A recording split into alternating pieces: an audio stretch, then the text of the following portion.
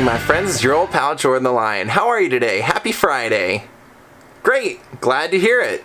Well, today we're going to go see the former location of a place that two comedic geniuses once filmed their movies. Now, we're going to mainly focus on one of those people because I haven't vlogged this guy before. Not really in depth. And he's a really fascinating, interesting, and some say the most important person in the history of comedy on film.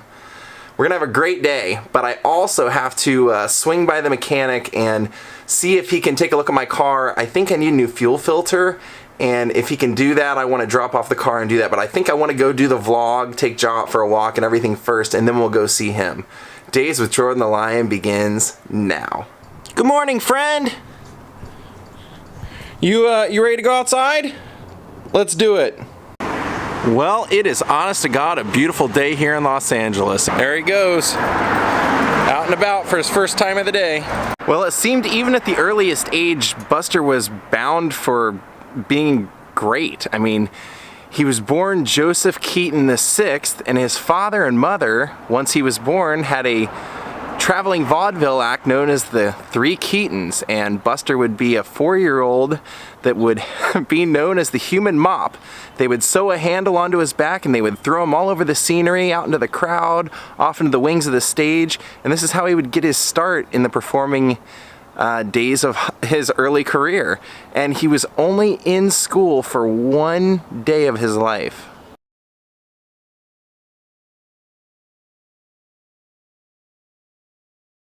Buster actually really enjoyed that traveling early life, and really the only reason he left the group was because as he got older, his father became much more of a heavy drinker, and because of that, it kind of threw his timing off and made things a little dangerous. So Buster would basically, when he became old enough, take off, go to New York, and would be signed by Joseph Skank and would join Fatty Arbuckle's production company.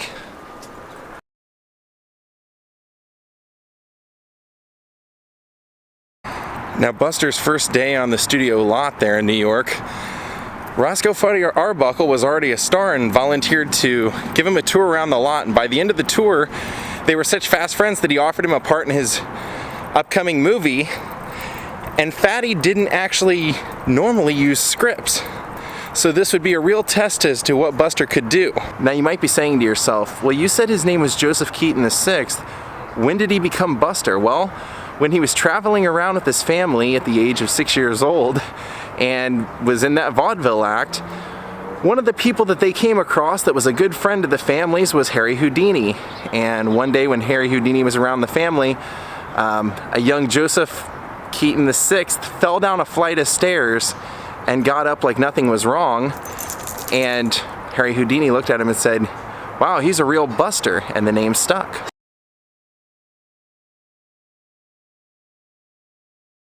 Now, the falling down the stairs for Buster would really be something he'd get used to, because he would go on to be known as maybe the most physical comedian of them all. He not only did all of his own stunts, he would oftentimes do his co-star stunts for them as well.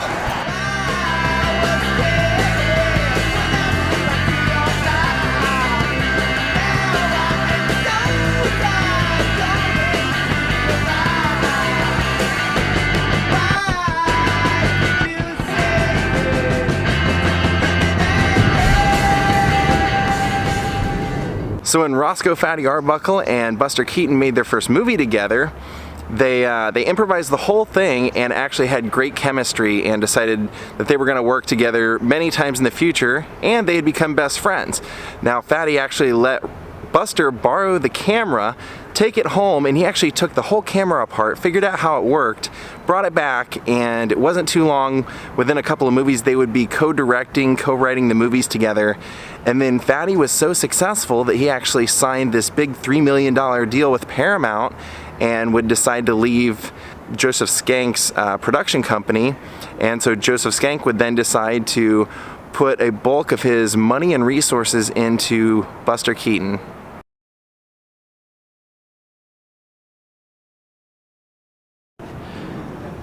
Now in 1920, Buster Keaton was given a studio right here, a production company called Buster Keaton Comedies. And It was right here.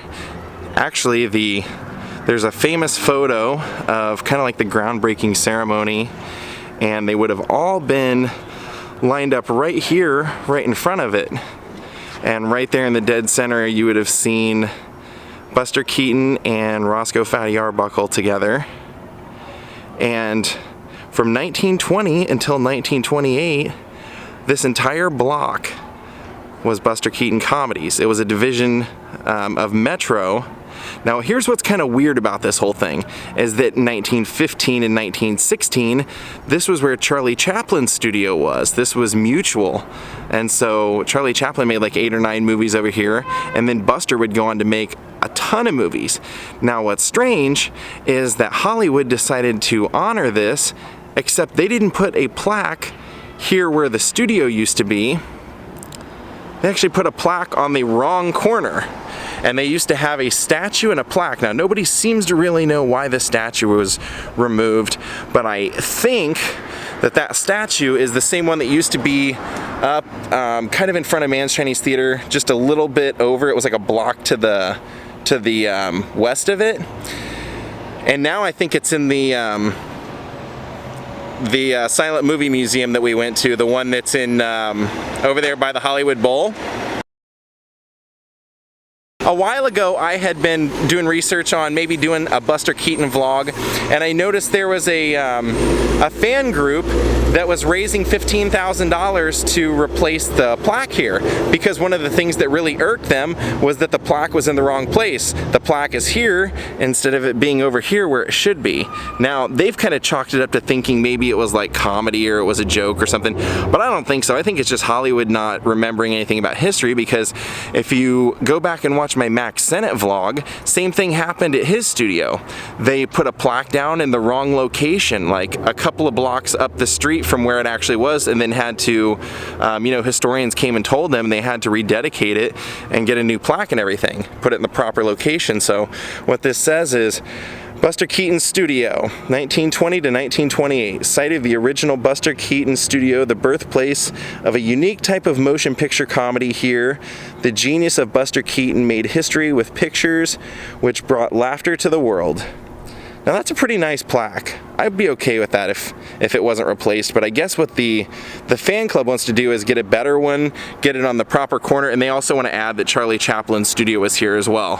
Now, this is a real important section of town, because Buster was one of the first people that really liked to film on location. He thought it saved money on sets, and he just liked to get out and get away.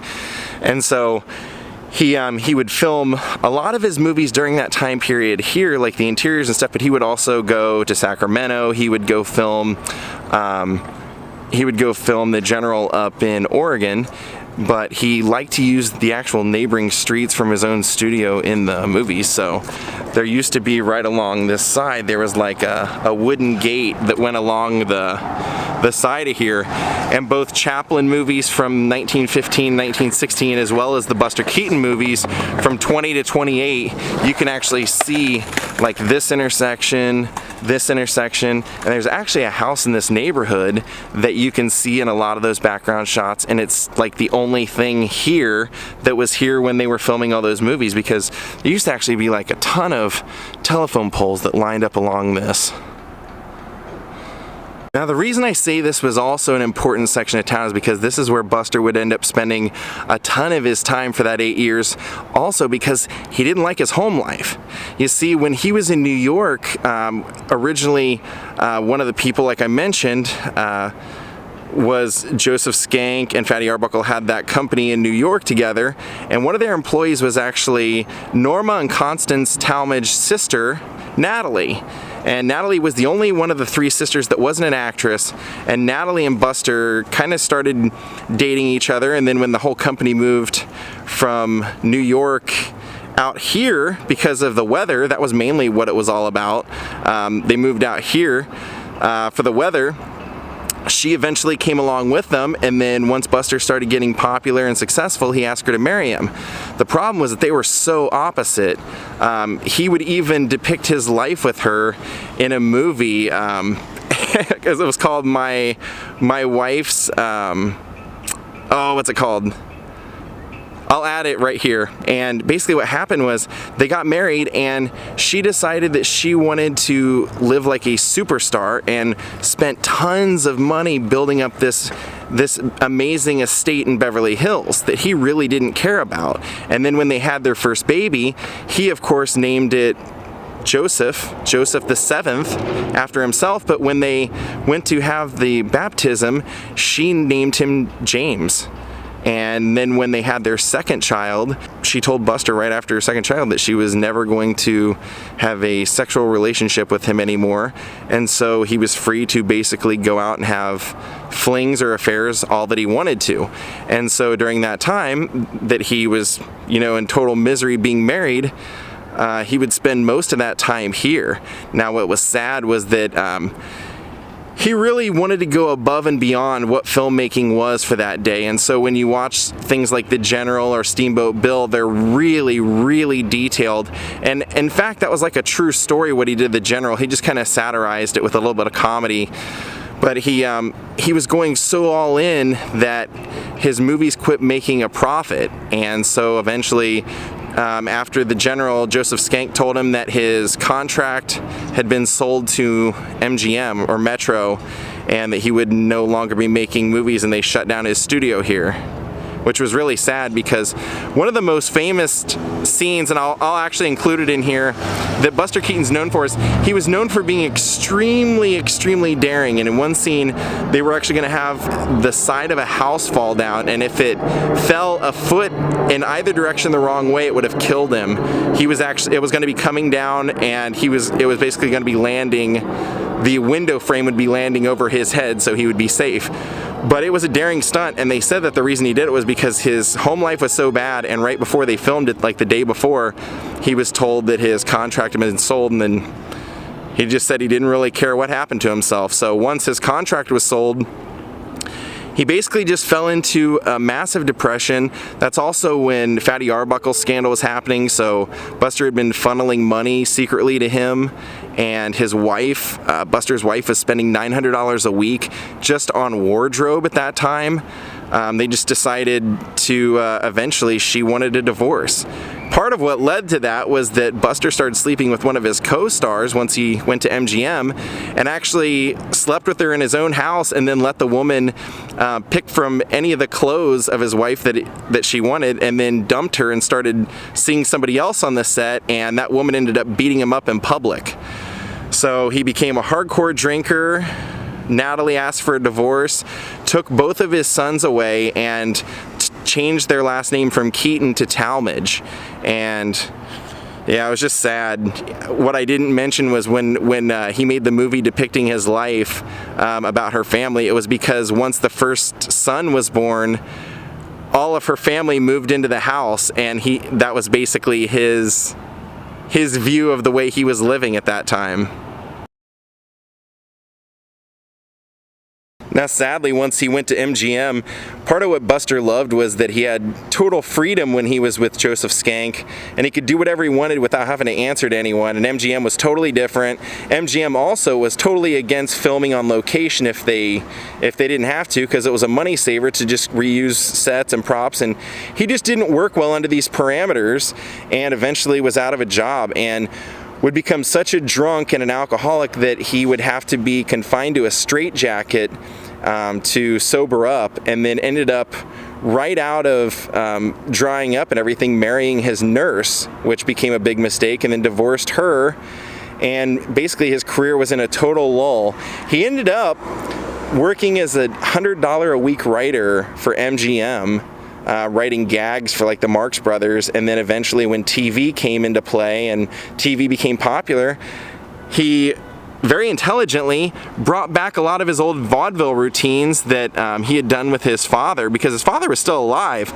And in fact, when Buster was making the movies here at Buster Keaton Comedies, he would actually cast his father a lot of the times. So he brought back a lot of their acts, not with his father, he would do it with other people, but he would bring them back and perform them on TV, and he got a reputation again, and people remembered how brilliant he was. And then the actor James Mason actually bought that big villa house that Natalie, see when they got divorced, one of the reasons that Buster became a hardcore drinker was because Natalie got almost every single thing. She got the kids, all the money, all the house, everything, all the possessions, and then she sold the house to actor James Mason, who I mentioned yesterday. And when James got the house, as he was going through the house, he found some hidden away silent film movies of Buster's, some 2 real movies. Which is also part of the history here, is that it was here while the studio was Buster's that he switched from doing the 2 real, 21, 23-minute comedies to full-length movies. So a lot of people actually thank and credit James Mason for saving a lot of those Buster Keaton movies that we might not have otherwise had. One of the interesting things that I didn't really know about production of movies back then that I found out while researching this was that Buster Keaton would actually have to record everything that he did twice, because they would do a United States release print and a foreign print, and so he would actually have to do everything twice. So what that means obviously is that you might be able to find 2 different versions of the same movie that might be acted in just a little bit variant versions. How cool is that? So luckily all's well that ends well, because Buster Keaton's career totally had a resurgence. He ended up doing movies. I mean, he was in Sunset Boulevard. He was honored with an honorary Oscar, an Academy Award, and met the love of his life, who was half his age, and a lot of people thought maybe that was a bad idea when they married, but it turned out to be the perfect woman for him, and unfortunately he died very young at the age of 70. Now, one of the things that I want to show you guys while I'm over here is that I found a picture of Buster from one of his movies, and there's a theater over here that still exists that was still around then. They've holed up a few of the little window frames, but you can tell that this was the same exact place that Buster was walking in front of even back then. Okay, so check this out. This building right here is a theater that's not more than, I kid you not even a block away. Literally this blue building right here is where the studio was. So we're still within eyeshot, and this building right here, this theater, you can see in the movie The Goat. This is where the truck pulls up, and the truck is parked basically right here. And I'll show you why I know that that's the case. This building actually wasn't here when they filmed that. The building would have ended right there the way it does. But even though they've changed the windows here, that makes it a little confusing, the windows down here are exactly the way they used to be. So check this out. I'll match it up right here, and then I'll walk over and I'll show you how we can tell, because that garage door wouldn't have been there. There would have been 2 windows there, and there would have been 6 windows altogether right here, but they would have had an arched top on them the way that those windows down there do. So let's go over and take a look. So right here, that's where the building ends, and then you see all these, now they're like promotional windows or whatever. They don't have the arch on them. So that's kind of why I was like, well, maybe this isn't the right building. But things change. And then if you come down here and look, right here you see where they changed. You can see where all the arches are still there from the days that Buster Keaton would have been filming his movie right there on the sidewalk right here. So how cool is that the building still exists where he used to film a lot of those movies. Now let's go over to the other house that I was telling you that you can see in both a Charlie Chaplin movie as well as a Buster Keaton movie. Yep, right here's where that picture would have been taken. And the studio would have extended down here to Cahuenga. And oddly, it's kind of laid out kind of similarly. Now it's a Quixote, kind of like they make products for movie productions. If you need kind of oddities, they have them. And the lot that he was on right here, it really wasn't all that big, so they really were making the most of a little bit of space. It's like a mural right here on the corner. You'd think they'd do a mural to Buster or a mural of Buster and Charlie together. Also, a lot of people think that Charlie Chaplin and Buster Keaton were arch rivals. Not so. Actually very good friends. They used to hang out together, and in fact, Charlie put Buster Keaton in his movie Limelight. And this would have been the backside of Buster Keaton Studios. Now I'll tell you what's crazy. I'm gonna show you a picture from 1916 when Charlie Chaplin was making movies for Mutual of The Fireman, the movie The Fireman. You can actually see this house. It doesn't have the chimneys. There were 2 chimneys, one here and one over here back then, but they've been removed and the house has been repainted. But that's the only house from this whole area that still stands from that movie. Same shape and everything. Take a look at the structure and the way that the roof goes in 3 different sections up here. See that? It goes up and down, then up and down again. I'll match that up and show you. And then of course everything else around it is all skyscraper type apartment buildings, you know, 8 floors to all of them. Alright, I have one more thing I need to mail out today. So we're gonna hit the post office, then we're gonna go over to the mechanic. Nice old Volkswagen. Even better saying on it. Wow, look at all the cool stuff they decorated it with in the inside. Headless kids at play. Oh well, look who's showing off by having a head. We're back over on the back side of the old Buster Keaton lot. I often wonder, I know they demolished it like in 1940 I think, but I wonder if the people that work here know what used to be here or if any of the buildings survived. So I got kind of a weird out of the blue email from somebody who watches me that works for Puma, and they said that they had seen that I used to wear Pumas all the time and that I've been mentioning recently that I'm not going to wear Pumas, or that I've switched over because I like the way the Skechers are like more comfortable. So he said he would overnight me something that Puma makes that he thought that I would really love. So hopefully those will come tomorrow and I'll show you guys whatever Puma's version of the Skecher type shoe is. Buster also used this part of Santa Monica for a lot of his movies as well, and it's kind of funny to look back on some of those movies from 1920 to 28 and see what Santa Monica Boulevard used to look like compared to now. Alright, I didn't get Vern Wood's hat out yesterday and I sold something on eBay last night, so I guess it was destiny. I was meant to come back 2 days in a row. Oh, nice. Empty. I have never seen this post office this empty. Never. Dun dun dun dun dun dun dun dun dun dun.